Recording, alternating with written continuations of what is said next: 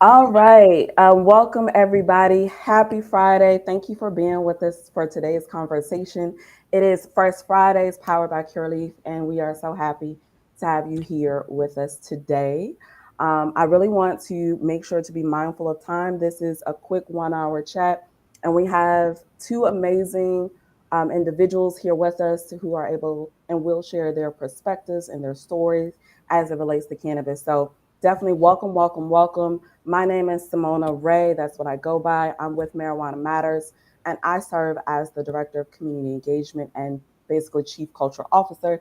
That's a lot to say. It just means that I have the privilege and pleasure of helping to guide how we show up in person and digitally. So I am so humbled, so thankful for this conversation because, as we know, as many states, more states rather, begin to legalize cannabis, it's all the more reason for us to have more conversations about what is in the best interest of our community in terms of how we use cannabis and what are some helpful tips to make sure that we are doing so in a safe manner in a way that will help our wellness, right? So again, this conversation, so excited for it.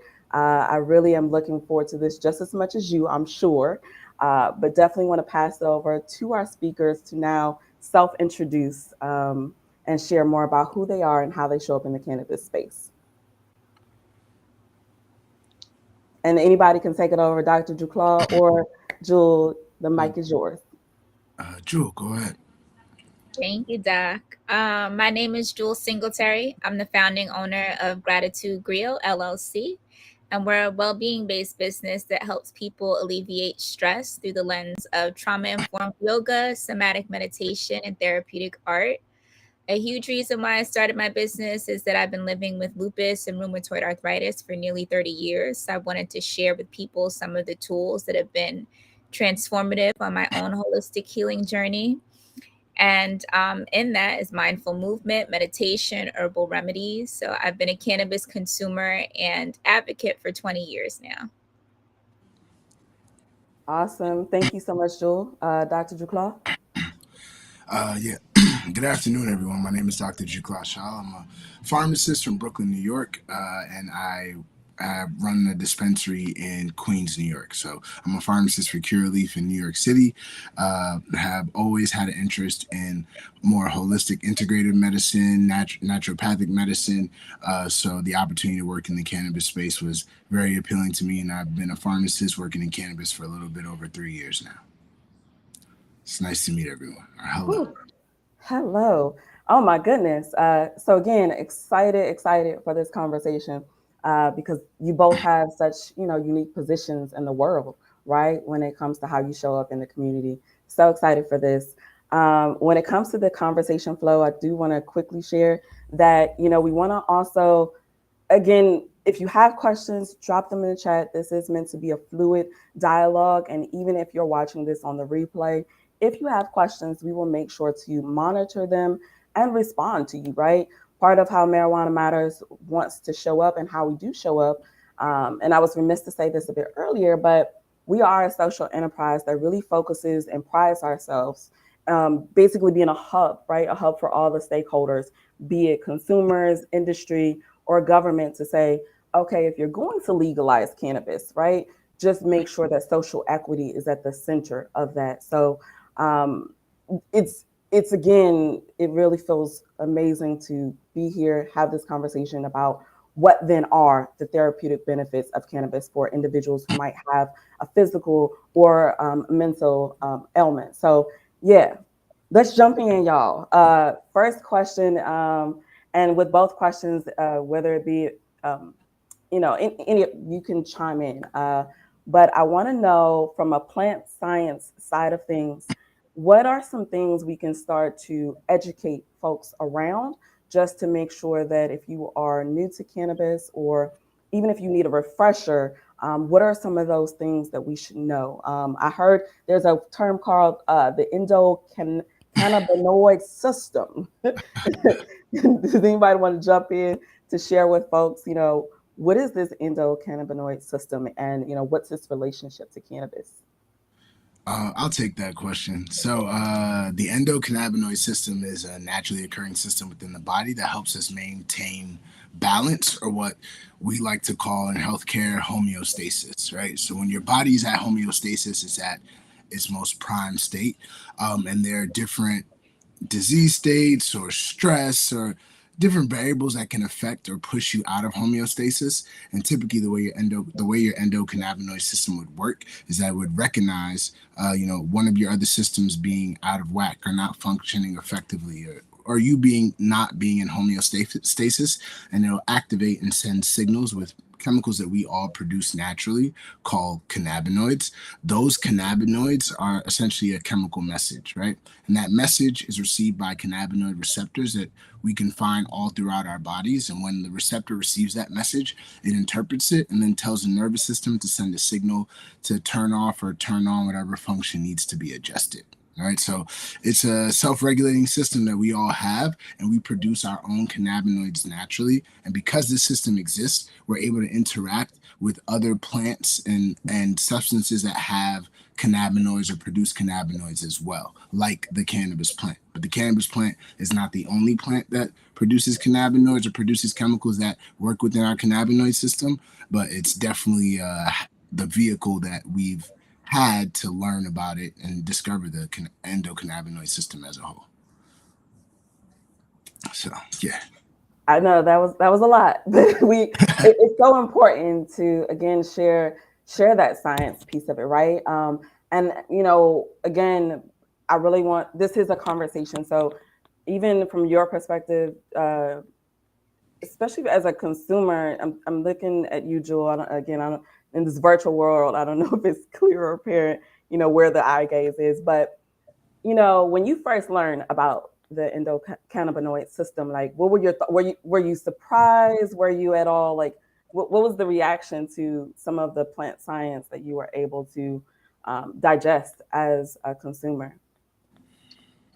Yeah, I think surprise would be a good way to sum it up. I've only recently learned about the endocannabinoid system at another cannabis education event held here in New Jersey. So I think it's so important that these type of events are happening across the country and now virtually to really help educate people about how our bodies essentially should be in balance, and then some of the things that we can utilize to bring it back into balance when these different systems are out of alignment. So I've only recently learned about this system since December of 2021 and continue to learning more. So I appreciate that summation by the doc. I think that was right on point.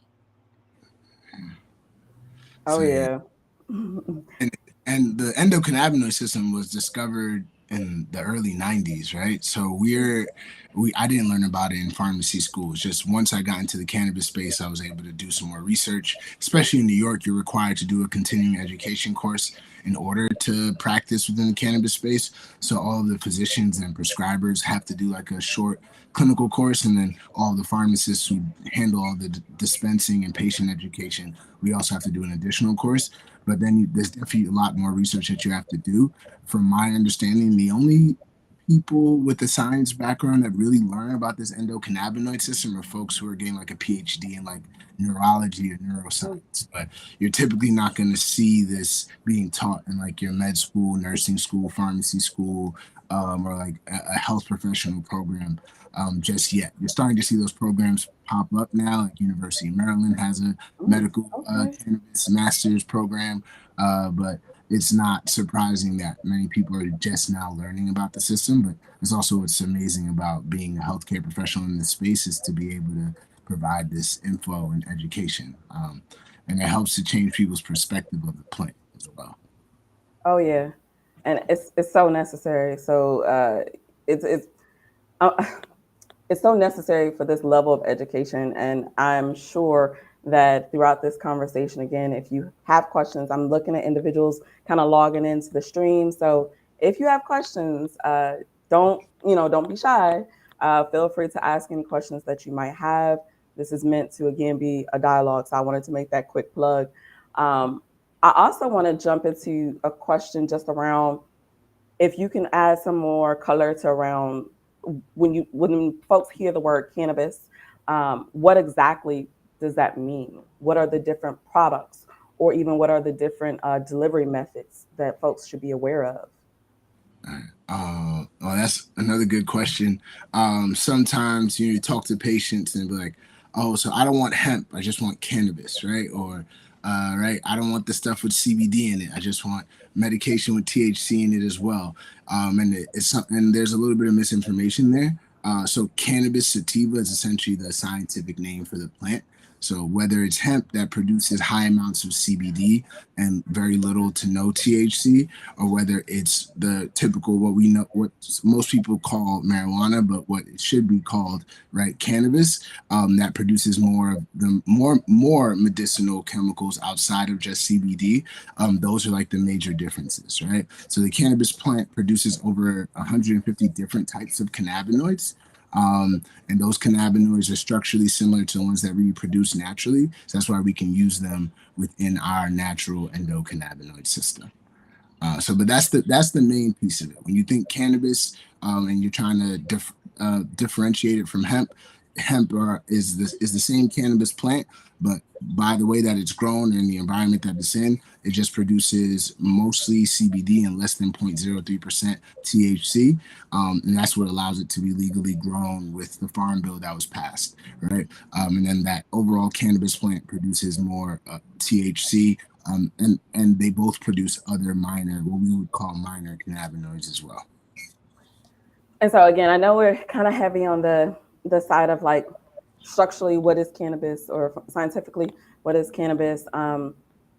I feel like also one of the most interesting things I had learned when joining the cannabis space was the entourage effect. But again, I would love if you could explain what that means and why that might be important for folks to just have more understanding of what it means when CBD and THC, the interaction between the two. Right. So the way I love to explain this is that the plant is meant to be consumed as a whole. So right now, CBD is like a really hot topic. It's available everywhere. People are opening up CBD businesses, right? Um, but the one piece that I always like to mention to patients is that cannabis, THC, and CBD, and the other cannabinoids and the terpenes and all the chemicals in the plant, they all work together in a synergistic matter, and that's what we call the entourage effect, right? They amplify each other. So when I try to break it down, or make it as basic as possible, it's just one plus one equals three or four or five or six. When you talk about THC and CBD, it's not just an even, addition or summation. They really amplify each other and help each other to work much better within the body and more effectively within the body. So that's Oh what my the goodness. entourage effect is. Yeah, because it sounds like something that should be in a rap video, like entourage effect. But it's important that we know that, like you said, the synergetic effect. And I'm looking at Jewel. I'm going a little bit out of order of our questions, but like when you say synergetic effect, it makes me also think of what are some other modalities, right, of wellness that can be put into practice when it comes to helping individuals who have a physical or mental ailment. So if you would, Jewel, just share more of your story, particularly as it relates to your use of cannabis and how it impacts the symptoms that you might experience. Sure. From a personal and professional perspective, like as part of my wellness work, I always encourage people to build a toolbox of multiple holistic healing practices that they can really use at any time to pull from as needed. And so, one of the first things in my toolbox when I was a little girl, I started journaling. So, I started journaling about my symptoms of lupus about an entire year before I was ever officially diagnosed. And then the next stage for me, almost 10 years later, actually, it was way more than that. I don't know, it was probably about 10 years later because I was first diagnosed at 12. And then I didn't start consuming cannabis until I was about 20. 2 years old. And that's also when I made a major change in my diet as well, to start eating less, or more so eating an anti inflammatory food diet. So that was the next two things that I layered into my toolbox. And then it took another 10 years before I layered in yoga and meditation. And I also added in hiking, talk therapy, Reiki, and that kind of rounded out what's in my wellness toolbox. Um, and so for me, most consistently, I consume cannabis and anti inflammatory foods to kind of keep my body in balance. But as I need, like if I'm feeling achy, I'll do my yoga. If I'm feeling super stressed, I'll sit with my meditation. I journal as needed whenever things come up. But that's kind of what works for me. But I encourage people to pull from and start building what works for them, or at least try different things, because there's all different types of, even when we're talking about talk therapy. I love talk therapy, it works for me, but some people like dance therapy, they like music therapy, or therapy doesn't even work for them at all, it's just too triggering. So I really encourage people to build a holistic healing toolbox of these things that we know our ancestors used, from drumming and music, and again, the food, the different herbs. We know that they use these things for healing. And so we can continue to use them as well. As there's so many chronic illnesses in our community, the stress of dealing with everything. If who's ever watching, I know this is not just in America, but being Black in America, dealing with all types of community trauma, race-based stress and trauma, right? It's a lot that we have on our shoulders. So I definitely think we need to be pulling more from a holistic toolbox in these practices that we know are healing and helping us get back into that balance. No, yeah, yeah. Everything you said, I really agree with everything you just said. It's and I also something I always like to say to patients. It's not cannabis isn't going to be like a one magic plant that's going to fix everything. It's really about creating like a holistic change, right? Whether it's adding meditation to your routine, changing your diet, reducing things that trigger inflammatory processes within the body. And then and like you said, we all know that stress really causes or impacts other disease states, and affects your body's ability to take care of itself. So yeah, great advice. And I really love, again, I had the privilege to, watching or listening rather to your podcast, Jewel, where you had a full on, interview with Deshita around, again, when it comes to like autoimmune ailments, just how helpful, cannabis can be, but then also, again, that wholeness of a toolkit. So hearing you say it here, it further like drives home, right, that importance of making sure that we have the diversity, right, of tools and resources. Even this video now, right, this type of conversation is an educational tool that can be shared with folks, right? Somebody might see you, Jewel, and be like, oh yeah, I like to wear my hat cocked, you know what I'm saying? I got that Badu vibe just like her. And when people are able to see themselves, right, or see Dr. Duclaw and never seen a Black doctor, right? It matters, right? In terms of like how they're able to access information or receive information that could be important and vital to them in terms of their wellness. So I just love where we are. Jewel, you also though shared just something that, kind of lending ear to another conversation that we should have when it comes to therapeutic benefits of cannabis is absolutely to talk about, right, what are some of those cultural barriers in terms of access? And again, looking at both of you all, if you could just share some of the common barriers you've either heard or experienced yourself when it comes to access to cannabis, I think that would be really helpful to just share the plight of what's been happening over years' time, right? Definitely. Who wants to go Doc, you first? could, Doc, you could lead us off with this one. I think the most common barrier that I see currently is due to the fact that cannabis is still federally illegal. Right? We can't.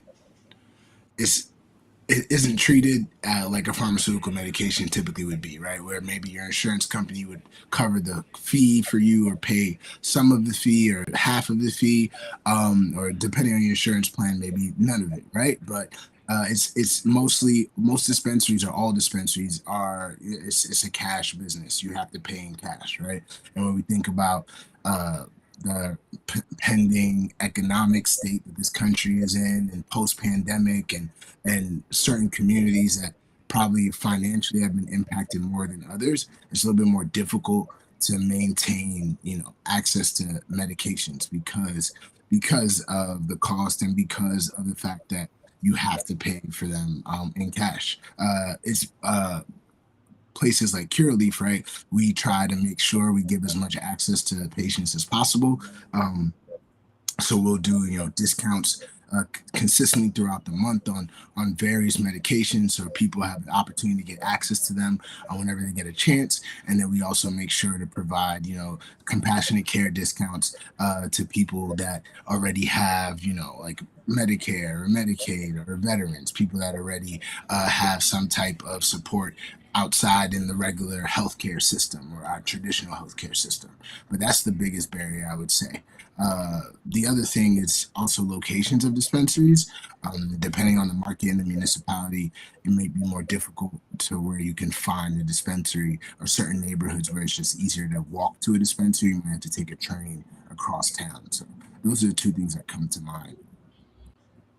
Yeah, I would definitely co-sign that. Even the legality of the language too. I recently learned at another Canna education event that even in the state of New Jersey, like there's a, a distinction between marijuana and cannabis. So, legally, the state of New Jersey classifies cannabis as a substance that you buy from a regulated dispensary. And they classify marijuana as something, as a substance that is from a non regulated dispensary or like from the street pharmacist. And I know for myself, I didn't have my first dispensary experience until I moved to the West Coast, which is light years ahead of where we are in the East in terms of education and access. And I had my first medical card living in California as well. So just walking into a dispensary with a medical card and getting access to that level of education, and then also the price points in the West is like $10 a gram, like ridiculously inexpensive, and for high quality cannabis. And also getting the education from the bud tenders that were able to break down the chemical compounds in the different plants and the different strains that they had. So that was just a world of difference versus I've now been back on the East Coast for 5 years, and it's back to is a crapshoot what I'm gonna get from my street pharmacist because I never went through the process of getting a medical card in New Jersey. Although they are making it a lot more accessible here, they did build certain equity and social justice clauses into the laws here in New Jersey to make the plant more accessible and to make the legalization process more fair for the Black and Brown people who have, um, for lack of a better term, like gotten the short end of the stick as we are seeing it become more legalized across these different states. So, yeah, I would definitely agree having access to the dispensaries and then also medicinal cards and the price points and all of that definitely plays a role. Yeah.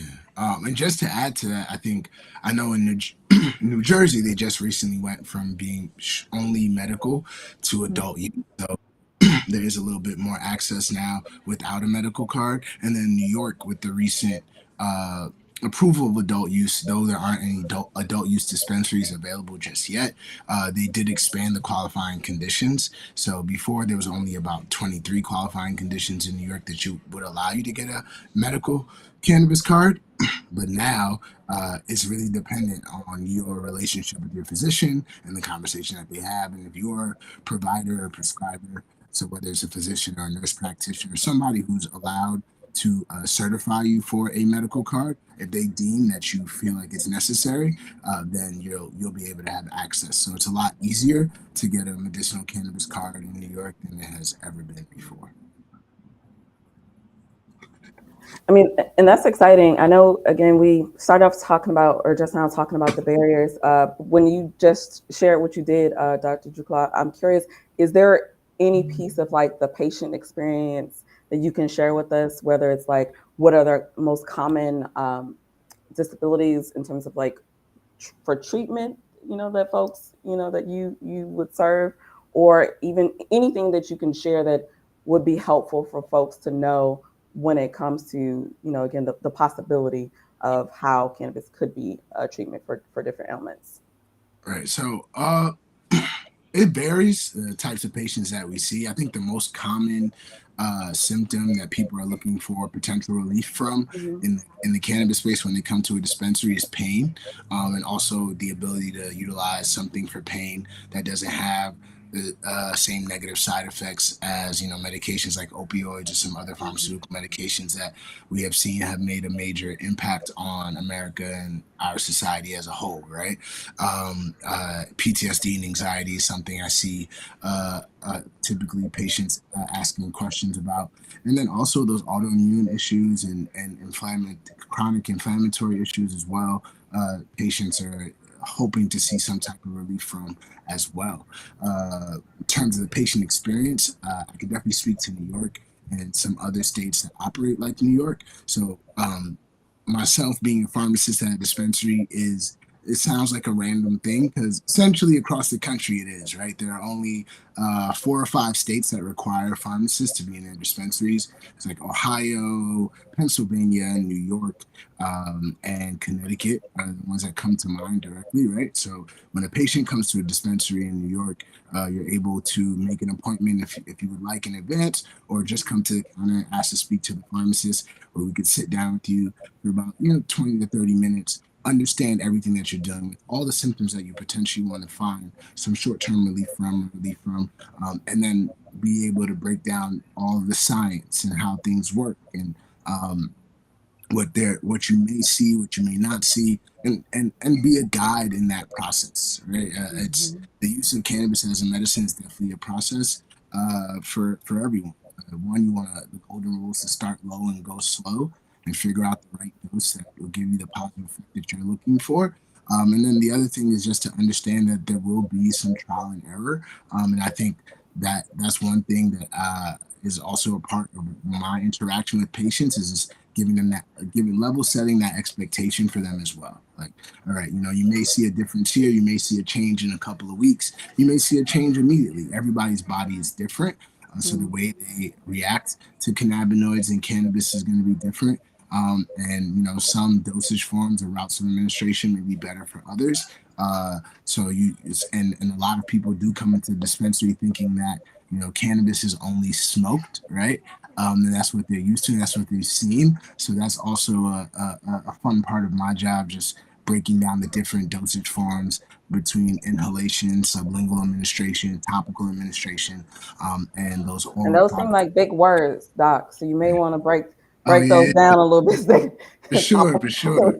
And I could talk about this for hours, but there are three main ways that you typically see patients consume cannabis. So inhalation, which most people think about smoking, but smoking isn't something we really promote or I would recommend, because there are safer ways of consuming cannabis, and that's through vaporization. And you can vaporize oils, right, which some people see in those vape cartridges, or you can vaporize actual flower, or the natural unprocessed plant. Um, Vaporization or inhalations when you're breathing in the medication. So you're going to get the fastest effect with the shortest duration of action. Then you have medications that actually get absorbed under the tongue, which is what we call sublingual administration.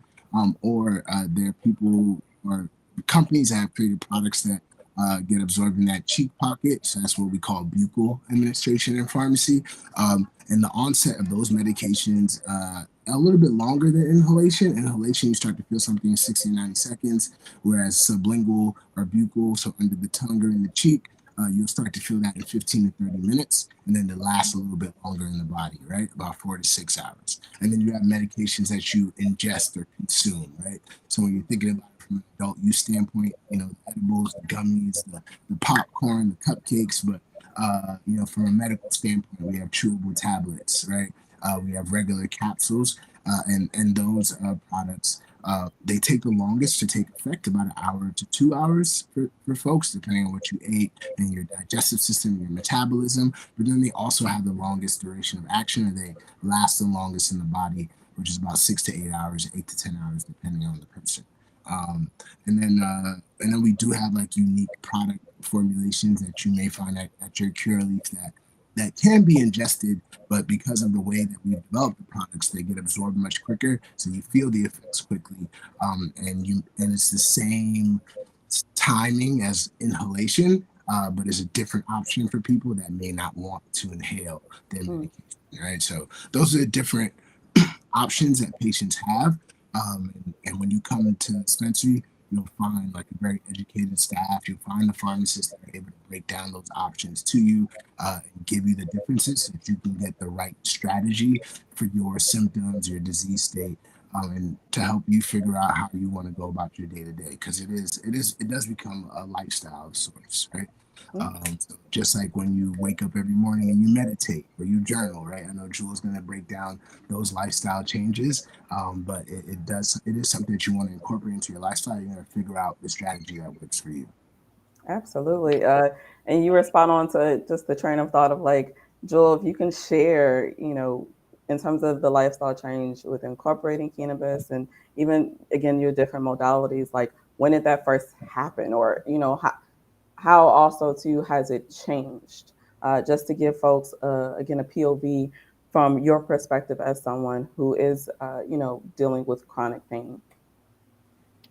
Well, to be honest, I don't really use cannabis for my pain.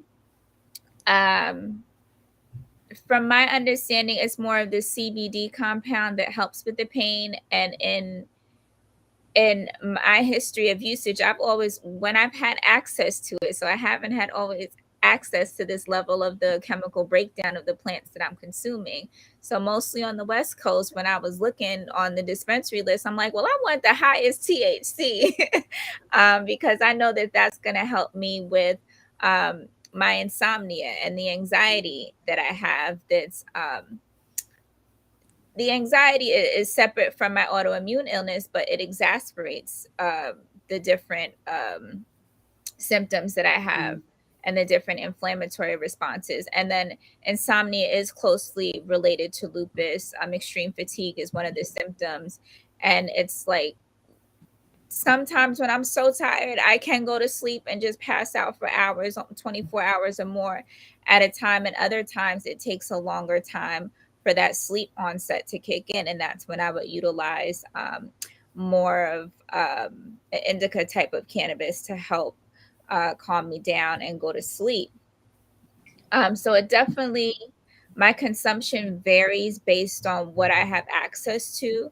And then again, when I was living on the West Coast, I thoroughly enjoyed tinctures. I'm a tea drinker, so putting a tincture in my tea, um, that was one of my favorite ways to consume, versus smoking. But again, East Coast is mostly that I have plants that I'm able to get access to, and so and that I would consume via smoking. So it's kind of, it all depends on the access with how I consume. And yeah, I guess kind of But lost my train of thought there. but No, no. but that piece is important. So like as you were saying with understanding the amount of chemicals in your medication, that's what we would call like the THC to CBD ratio. So at most dispensaries, you'll see like three main ratios, which is like a high THC ratio, or what we would call like a 20 to 1 on the East Coast. But on the West Coast, they do CBD first in their ratio, so it's called a 1 to 20. And then you have on the other end of it your high CBD medications, which would be a 1 to 20 on the East Coast, and then you have more balanced products, which we would call like a 1 to 1. And then there are different companies that produce products that fall in between those main three, right? So far on the THC side, far on the CBD side, and with those different ratios and the amount of THC and CBD in the product, that's gonna dictate some of the effects that you see, because THC and CBD have different effects, right? So typically, um, patients will state that with THC, they usually would get more relief from, sleep or physical pain, or help with stimulating their appetite, right? Those are the things that you typically see patients speaking to when they're using higher THC products. And then also in smaller doses, patients sometimes state that they get that help with anxiety, right? Or some a way to like forget about their anxiety, ignore it a bit. So it's definitely some of what Jewel was talking about. And then also with the CBD side of things is where patients will state that they see relief with things like inflammation, right? Um, there potentially is truth in CBD being able to help regulate the immune system. So when someone has an autoimmune issue, right, potentially uh, CBD can help with getting that immune system back into homeostasis, which then in turn reduces the amount of symptoms you see from your autoimmune disease. So yeah, inflammation, muscle spasms, muscle soreness, patients state that they get relief from with CBD. So it varies on with the different products, and when you have that understanding, it then helps you pick and choose like, hey, I'm going to use a 1 to 20 to address my inflammation or my soreness. But yes, when I'm trying to fall asleep, I may need a 20 to 1 product, like Jewel was stating, to help with my insomnia at night, or help me feel more relaxed in the evening. So and that's why it's great to be able to have access to a health professional at a dispensary, because you can really get that guidance and understanding, and you're not just like blindly picking something off the shelf, right? So yeah, so it's great part of being in the dispensary and having access to patients. Oh And yeah, it's and sorry, Jewel. I was just going to add to that too. And it's so interesting the different level of understanding that you get state by state, because I did quite a bit of work in Portland as well. So, in all of the dispensaries I stepped into in Portland, like they were on some, like you couldn't even go in there and talk about indica and CBD. They were breaking it down to the terpenes and all of the different chemical compounds within a plant. And I'm like, oh, this is beyond my level of understanding, but okay. But just having that experience on the West Coast, I really got more into microdosing and consuming a lot more mindfully, because I had a terrible experience where I OD'd and I'm like, oh my God, who's gonna call my mom and tell her that I died smoking California weed? Um, but that helped me to start microdosing and consuming a lot more mindfully, and just being, again, with my other mindfulness practices, able to see, okay, if I consume this, how is it making me feel? How is my heart rate? How is my anxiety? Like, am I actually going to sleep and getting the effect that I want intended to with the help with the insomnia, or is it doing something completely different? So, microdosing really has helped as well. Yeah, definitely. So again, to that micro dosing, that's where that golden rule of start low and go slow comes from. Uh, Unfortunately, everyone doesn't get that same education. So their first time trying cannabis, they might take like a 50 milligram edible, and then it takes an hour to feel the effect, and then they're like, "Oh my God, I don't know what's going on. I need to go to the hospital. This is crazy." Luckily, with cannabis, there isn't a humanly possible dose that you can take that could have like a true negative impact on the body, as you can see with like opioids that can where you would fall asleep potentially if you took too much and never wake up, right? And pardon me, am I still on? Can you hear me? Oh, there we go. Yeah. Um, so yeah, but that negative experience for a lot of people without the guidance and the education is the reason why they never try cannabis again, or they're a little bit more apprehensive the first time they're coming into a medical dispensary. So yeah, the understanding of microdosing, and so you can really learn how each dose affects you, is important. So yeah, love that you brought that up, Joel. And thank you for just being so open and honest to even share that experience that happened, right? Because I think a lot of us have had bad experiences, one, and I think quite a few of us, like, we may not realize that we're far beyond the days of like regular Reggie, beyond the days of like sticks and stones in your cannabis, and so much so that there is opportunities and different levels to education, right?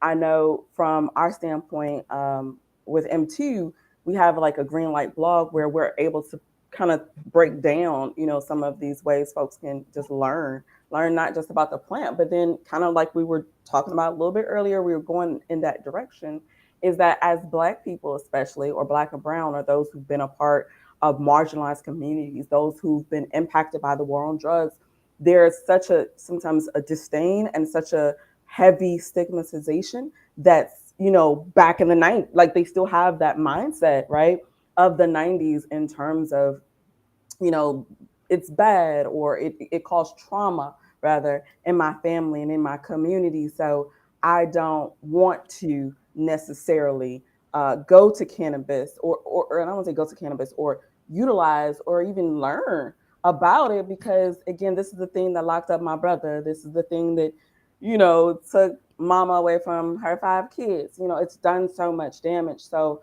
I really appreciate again, having these kind of conversations. I appreciate working for Marijuana Matters in that sense, and Curaleaf being able to power conversations like this, because there has been so much stress on Black America.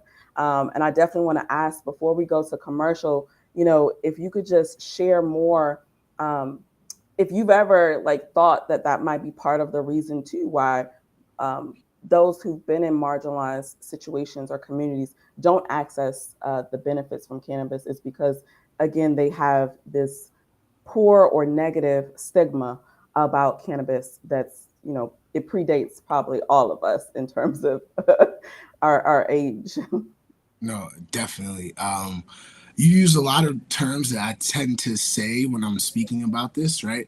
That stigmatization of cannabis is like a global thing, right? I feel like it's been like 90 years since cannabis became illegal on like a worldwide platform, essentially, in a sense. So it's almost 3 generations of folks being taught that cannabis is bad. So you have, as African Americans, we have that same propaganda and that same misinformation that we've been given, but then it's definitely double for us because we have that trauma of seeing family members go to jail, or distant friends, well, what have you, see it, how it's negatively impacted the community, or the war on drugs, or the weaponization of this medication towards our community has affected us and impacted us. And that's why events like this and opportunities to educate and more so socialize the plant are important. And I've definitely seen it in my experiences where, I'm Haitian American. I have like a 60-year-old Haitian patient come in, and they'll be like, "Oh, my physician told me to come here. I have a medical card. I'm not buying anything. I just want to learn, and that's it. I'm gonna go home." Right? And then have that 20-minute conversation. They're like, "Oh, okay, I'll pick up this, and that." Right? But it's really about knowledge and education, right? And that rings true with any space that you're in, is like having that understanding um, will change your perspective and change how you make decisions. So yeah.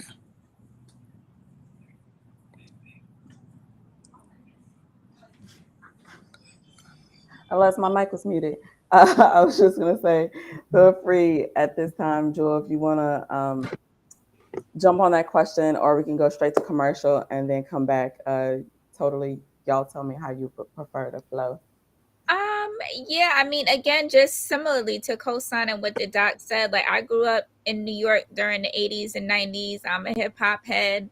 Um, Method Man and DMX, they were some of my favorite rappers Yeah. growing up. So hearing it in the music and, having that be a part of my formative years is actually kind of funny that I was the friend and little cousin. I would be echoing the elder generation. Y'all are killing your brain cells, smoking weed. What are you doing? And it wasn't until after I graduated college that I started consuming cannabis and really utilizing it to help me with some of the things that I have been suffering with. But even in that switch, like I then had the elder generation, they were shaming and passing that stigma on to me.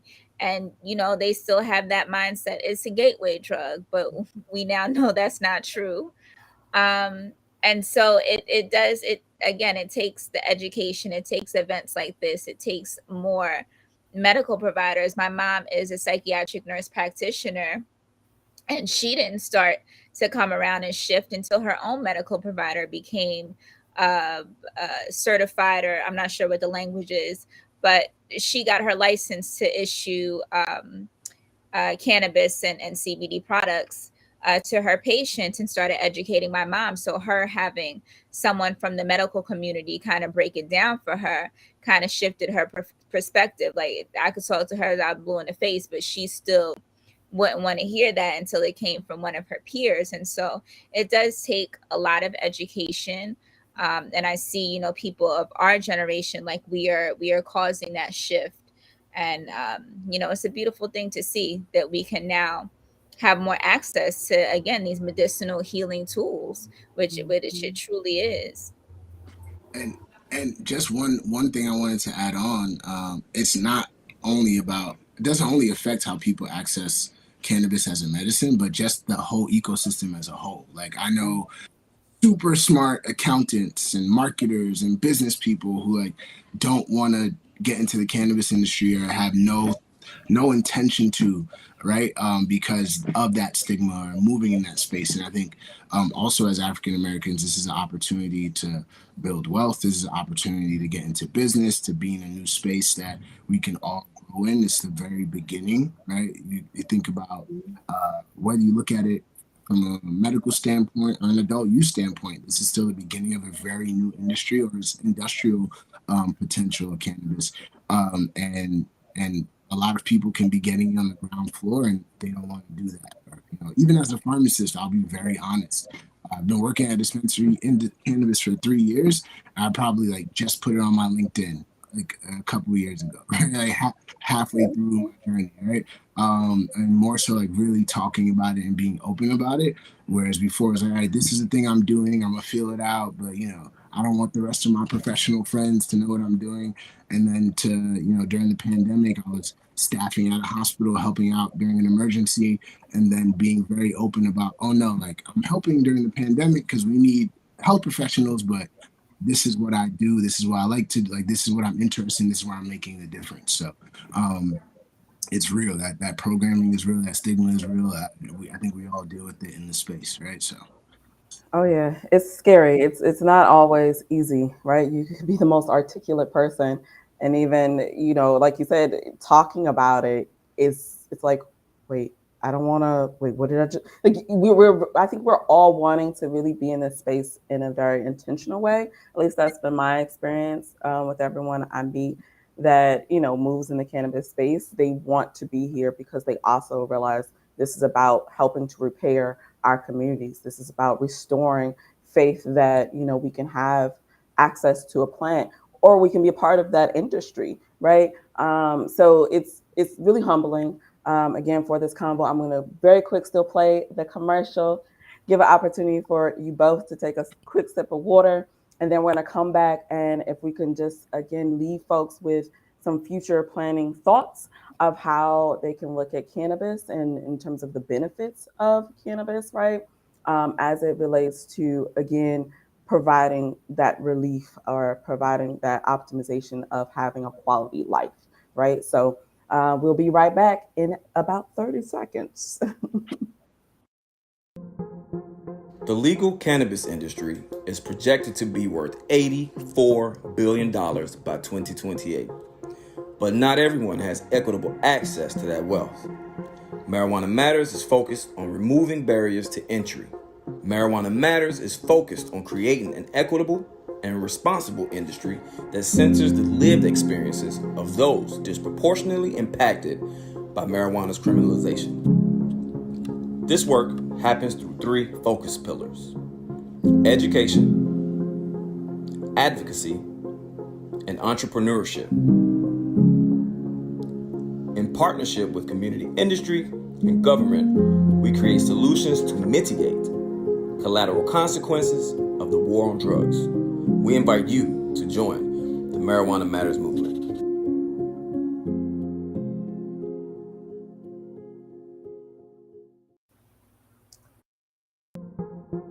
The legal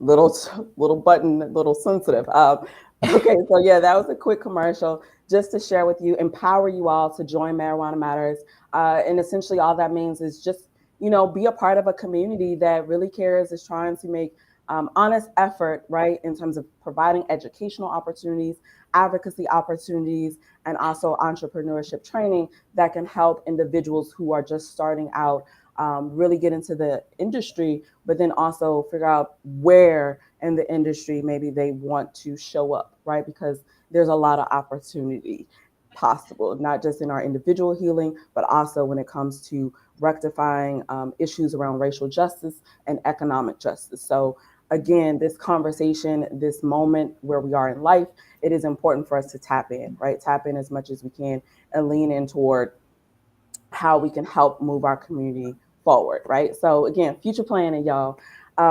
As advocates for cannabis, can you just share and leave folks with some parting thoughts around what they should be looking toward or how they can show up in this space, from your POV?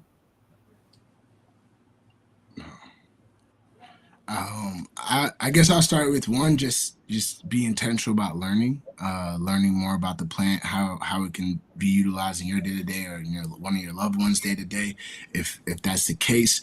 And also just being aware of the decisions that are being made around you. I know, like in New York, they're still going over the regulations and they release them and they allow for public comment. And I think sometimes people tend to like see laws happen, and then be annoyed by like the outcomes but not realize like the process that happened before those laws were cemented, and there may have been an opportunity, I should say, for them to be involved. So I'm blessed and really happy to be in a state where like there is that chance for community involvement. And as things progress in this industry, and as regulations change in this country, as we move forward, it's just important that people are involved and are advocating and learning as much as they can. So that's it for me. Yeah, similarly, my share was going to be around learning as well, more so from consuming. If you do choose to consume or just curious about consuming, if at all possible, there's so many more states that are legalizing for adult use. So if you don't have a medical card, you can still get access to dispensaries and that level of knowledge and education. Um, but even if you don't, there's just so many dope resources. Like again, the Marijuana Matters blogs, and there's more and more doctors out there who are writing about it, hosting these type of virtual events and events in person where you can get that level of education from someone that's truly informed and in the space. So definitely continue to learn, to continue to seek knowledge. I'm a nerd. I'm constantly learning. I'm a knowledge seeker, so that's innate in me. But even in this conversation, I've learned so much. Like, what, I could put a little medication in my cheek and have it absorbed through my body like that. Like, tell me more. So, I thoroughly enjoyed this event. Not only being able to share my story, but being able to learn as well. So, thank you, Doc, so much for what you shared too. Thank you, thank you. It was a Absolutely. pleasure to be here. It was great to be on Yeah. this panel with you as well. And Jewel, if I may, I do want to call out because it's still related when we talk about having a physical ailment. You recently were featured in Time. If you just want to share with folks a little bit about that before we close, and maybe also tell folks how they can stay connected to you and also tap into all the wonderful things you're doing right now. Yes, I was tapped by Time Magazine 2 times to talk about my experience living with lupus and some of the holistic healing tools that have helped me along the way. And in this last feature on Wednesday, I got to share more about the nutritional aspect and again, that anti inflammatory diet. That I spoke about. So, if you want to stay in contact with me, I'm very active on Instagram. You could visit me at Gratitude Grill. You see it in my name. So you get the spelling right there. And it is not the Haitian pork version of Creole, it's the West African version of storytelling and being the keepers of the history of the tribes and such. So please visit me at Gratitude Griot. Also, my website, gratitudegriot.com, but you can find links to all of that through Instagram and social media. Awesome. Thank you both again for being with us. I know this was, I don't know about y'all, it felt like a super quick hour. The time it did not lapse in terms of it just moving, like it felt rapid, which means I'm hoping maybe even to have more conversation like this, be it online, digitally through our Instagram account. And if you're watching this, please do follow us there because Instagram is our, kind of digital hub where we make any announcements as it relates to programming, events, education, or really anything. I mean, the page is pretty well curated in terms of just trying to make sure that you have various educational sources. So go there. In the bio too, I'll be remiss if I didn't share. There's also a link to our social equity toolkit. So whether you are an individual or you're a business owner watching this, you can have that as a resource because it goes into quite some detail, and just explaining how, where we are rather when it comes to social equity, how it's a racial justice issue, how it's an economic justice issue, and what you can do to lean forward. Again, no matter where you sit in this, arena, it's all about community, right? Whether you consume or not, whether you interact in the industry or not, even this is a great resource for you to check into. So yeah, and Dr. Juclaw, I just want to make sure, was there any final thoughts, or did I already give you an opportunity? Oh no, no, this was perfect. There was no Awesome. final thoughts for me. Yeah. Awesome. Thank you both so very much. And we'll definitely be tapping in soon. Have a beautiful afternoon. Thank you. Bye, everyone.